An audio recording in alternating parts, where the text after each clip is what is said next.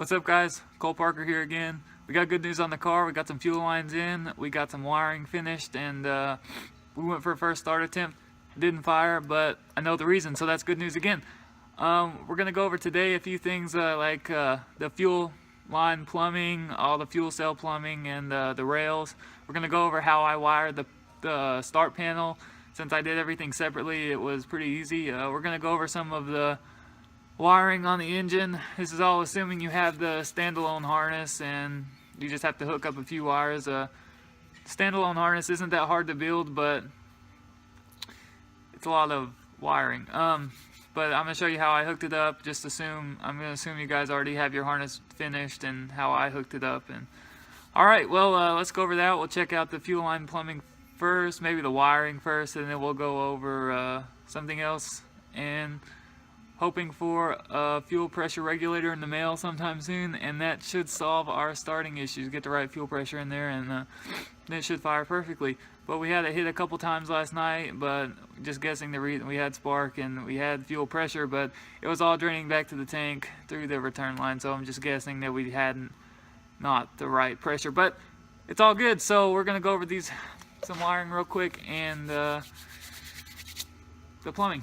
Let's get to it. So the wiring right now is kind of a mess, but it's just all pretty much mocked up to just to try and get the start in. So you have your harness right here, standalone harness, and that means that the engine would run on a stand if it had fuel and things like that. So basically the engine is running without anything to do with the car. So what that means is only thing I've really added is the whole wiring harness is standalone. I added some fuel injector adapters just to get to the LS1 rails. Okay, so you have, from the standalone harness, you're going to have a 12-volt constant that goes straight to the battery, right? And then you're going to have the starter wire that comes directly off the battery to the starter. That's full 12 volts all the time. And then you're going to have your keyed 12 volt from the harness. Okay, that just means it's on switch 12 volt to get power to the ignition. It has constant power to the ECU, which is why you hook that 12 volt constant to the battery. And then another wire, the only other wire you have to run would be the fuel pump feed, which also runs off of switch 12 volt to the computer. So the reason I have 3 wires going to constant 12 volt is because I have it on a switch panel, just to make it simple, I ran all of them separately to their own 12 volt source. So basically right now I have this push panel right here, and on the back of it, this is the keyed 12 volt wire that you saw up there.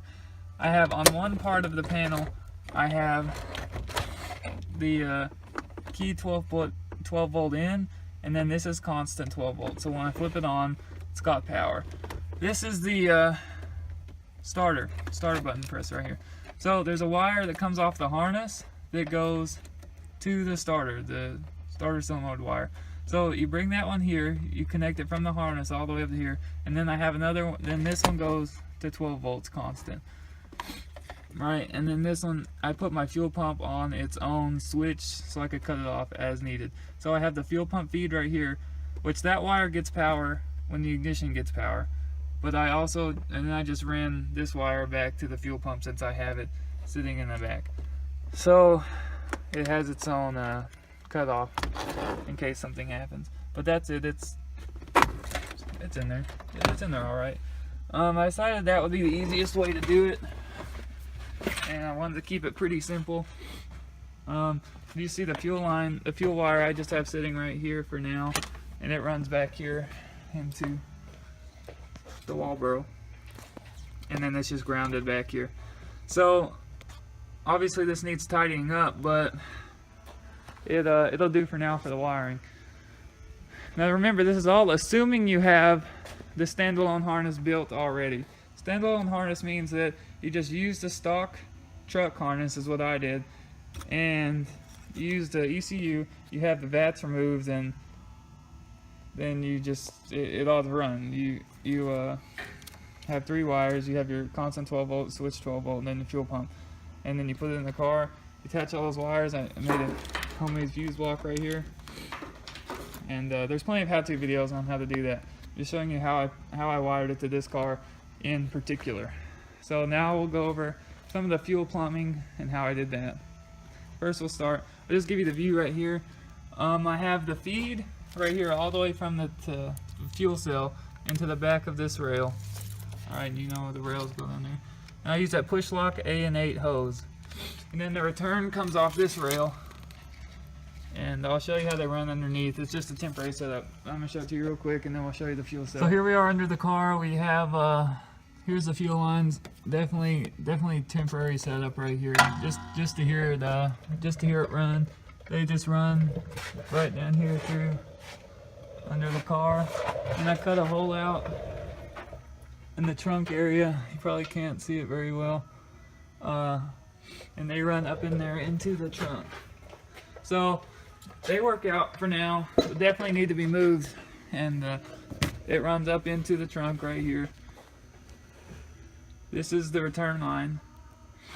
And then the send line comes down and adapts right there into the fuel cell with the pump, filter, and line all going down there and through the hole and down the car. So they're all A&8 fittings. I decided I'd keep it all simple and buy all A&8. It looks like I'm gonna have to buy our issue is, which I guess I kind of figured, was the fuel pressure regulator.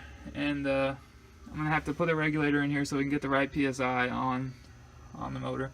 But these push lock hoses seem to work pretty good, even though that one's not all the way up there. They seem to be pretty leak proof, and I wouldn't have believed it until I saw it. So, all right, we'll close up and check her out. All right, so like I said, we went for the test hit last night, me and a buddy, and it didn't start. And we had it hit a few times, but nothing like idle or anything like that. So we came to the conclusion that we're going to recheck and check the wiring, but the most simple thing right now could be fuel pressure. And so that's what we're going to go off of and buy I'm going to buy a fuel pressure regulator and have it chipped in and hook it up, and we should have the right PSI to run it, and then we'll have an actual running car at that point. So that's nice. But as of now, it seems to be the last thing left to actually have it running. It's still got little things to tidy up, put the radiator in, get the alternator mount in, and the belt. But as of now, the only thing holding it back seems to be the fuel pressure regulator. So I'm gonna order one of those real quick and see when I can get it and when I can put it in, and that'll be it. If you have any questions, just let me know. I appreciate you guys watching. We'll have a real start sometime, but as of now, all we can do is wait. Appreciate you watching. We'll see you next time.